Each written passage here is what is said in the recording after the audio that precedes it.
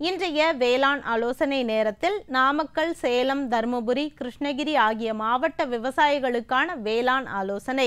நெல் நடவு செய்ய உள்ள விவசாயிகள் தூர் நன்கு கிளைத்து நல்ல மகசூல் பெற ஏக்கருக்கு 5 கிலோ துத்தநாகத்தை கரைக்கும் பாக்டீரியாவுடன் 10 கிலோ துத்தநாக சல்பேட் உரத்தையும் அடியுரமாக இட வேண்டும்.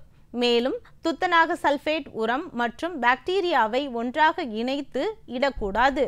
குறைந்தபட்சமாக 5 முதல் 10 நாட்கள் இடைவெளி தர வேண்டும். தற்போது நிலவி வரும் தட்பவெட்ப சூழ்நிலையில் பருத்தி பயிரில் சாறு உறிஞ்சும் பூச்சிகளின் தாக்கம் தென்படுகிறது. இதனை கட்டுப்படுத்த 1 லிட்டர் தண்ணீரில் வேப்ப எண்ணெய் 3 மில்லி மற்றும் இமிடாக்ளோபிரிட் 1.5 மில்லி மற்றும் ஒட்டும் திரவம் 1 மில்லி கலந்து இலை வழியாக தெளிக்கவும்.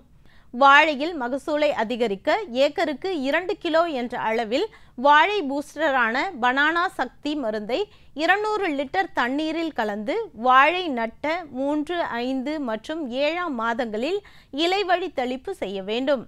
காய்கறி சாகுபடி செய்துள்ள விவசாயிகள் காய்கறி நுண்ணூட்ட கலவையை 1 லிட்டர் தண்ணீருக்கு 5 கிராம் என்ற அளவில் ஒட்டும் திரவத்துடன் கலந்து 3 முறை 15 நாட்கள் இடைவெளியில் இலைவழி தெளிப்பாக பூ மற்றும் காய்பிடிக்கும் தருணத்தில் தெளிப்பு செய்ய வேண்டும்.